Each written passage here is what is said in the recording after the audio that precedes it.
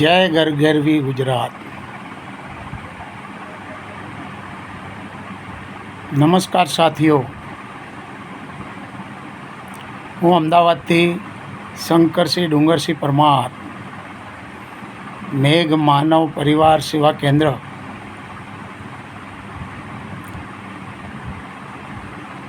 આપણા રાજસ્થાન બાડમેર, જેસલમેર અને જાલોર જિલ્લાથી દૂર દૂરથી દાક્તરી સારવાર અર્થે જે દર્દીઓ અમદાવાદ સિવિલ હોસ્પિટલમાં દાખલ થાય છે તેઓની હું સેવા કરું છું।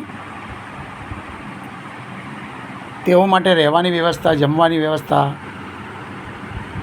વગેરે મેઘ માનવ પરિવાર સેવા કેન્દ્ર દ્વારા થાય છે। તેનું શ્રેય મારા વહાલા દાનદાતાઓને આપું છું। છેલ્લા 2 દિવસથી બાડમેર જિલ્લામાં ચોઠન ક્ષેત્રમાં એક ઘટના બની છે કે કોન્સ્ટેબલ ડ્રાઈવર સાહેબ રામજી તેઓને તેમના અધિકારીએ ઝાપટ મારી છે। કાયદાનું તેમણે ઉલ્લંઘન કર્યું છે। આટલા મોટા કદના અધિકારીઓએ એમના નીચેના અધિકારીઓની તો તેમણે રક્ષા કરવાની હોય અને તેમના સારથીનું જ તેમને ઝાપટ મારીને અપમાન કર્યું છે, એ ખરેખર નિંદનીય છે। કાયદાની દૃષ્ટિએ ક્યારે આવી વસ્તુને માફ કરી શકાય તેમ નથી। સિવિલ ડિફેન્સની અંદર 15 વર્ષ સુધી મેં પણ સેવા આપી છે। અમારા ઉચ્ચ અધિકારીઓ, અમે એમનું એવું સન્માન કરતા હતા, એનાથી ડબલ સન્માન તેઓ પણ અમારું કરતા। જે અધિકારીઓને આપણે આવતા જતાં સેલ્યુટ કરતા હોઈએ, એમના હોદ્દાને અનુરૂપ આપણે તેમનું સન્માન કરતા હોઈએ, જો તેવા અધિકારીઓ તેમના નીચેની હરોળના જે તે જવાનનું આવી રીતે જો અપમાન કરે તે ખરેખર અપરાધજનક ભાવના કહેવાય। અત્યારે આપણા ભારત દેશની અંદર જાતિવાચક ભેદભાવની નીતિ ખૂબ જ ચાલી રહી છે।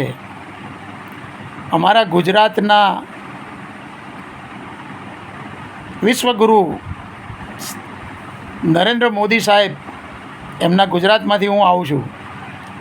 આવી વસ્તુ એ કદી ચલાવી ન લે। આવી રીતે ભારતીય એક થશે, આવી રીતે હિન્દુઓ એક થશે, ક્યારેય હિન્દુઓમાં એકતા આવવાની જ નથી। મોટા અધિકારીઓથી તો આપણે કશુંક શીખવાનું હોય। એવા જ અધિકારીઓ જો એમના નીચલા અધિકારીઓને કે એમના સ્ટાફની સાથે ઝપાઝપી કરે, હાથાપાઈ કરે અને એમને અપમાનિત શબ્દોથી બોલાવે, એ ખરેખર કદાપી ચલાવી લેવાય જ નહીં। આમાં તો સ્ટાફનું મોરલ ડાઉન થાય છે। સ્ટાફના તમામ મિત્રો આ બાબતની નોંધ લેશે તો ઉચ્ચ અધિકારીઓ પ્રત્યે પછી એમનું વલણ પણ બદલાઈ જશે। એ ફોર્સ માટે નકામું ગણાય। રહી વાત રામુજીની, રામુજી તો કોઈ દાડો દારૂ પીતા જ નહોતા। મારી સાથે છેલ્લા 15-20 વર્ષથી સંકળાયેલા છે। મારી સંસ્થામાં રામુજીએ અનેક પેશન્ટોને મોકલેલા છે, તેમને આવીને અહીંયા રક્તદાન કરેલું છે। 36 કોમની અંદર રામુજીની બેઠક છે। એમનામાં ભેદભાવની નીતિ પણ નથી। અડધી રાત્રે એમણે પેશન્ટો અમારા ત્યાં અમદાવાદ મોકલેલા છે। મારે એમની સાથે કોઈ પણ જાતનો સગાવાદ નથી, પરંતુ Ramubhai is A clear percent. 36 કોમના મસીહા, જેવી રીતે ઉદારામજી છે, ઉદારામજીને પણ 36 કોમ જાણે છે। નિષ્પક્ષ વ્યક્તિ છે। કોઈ પણ સમાજની વારે જો સાચો માણસ જાય ઉદારામના ઘેર તો એને ન્યાય મળે ને મળે। પણ અમુક વ્યક્તિઓ એવા હોય છે કે રાજનીતિ કરવા માટે જે તે પક્ષના ખોળામાં બેસી જાય અને ખોટા બયાનો આપીને ગમે તે વ્યક્તિને ખોટો ચિતરવાની કોશિશ કરે એ તદ્દન ખોટું છે, તદ્દન ખોટું છે અને તદ્દન ખોટું છે. બાડમેરની ભોળી જનતાને મારા ખૂબ ખૂબ રામ રામ. ખૂબ નાનો માણસ છું, પણ રામુજી વિશે જે આ ઘટના જાણીને હું ખૂબ જ દુઃખી થયો છું. આવું પોલીસ બેડામાં ક્યારેય ન હોય.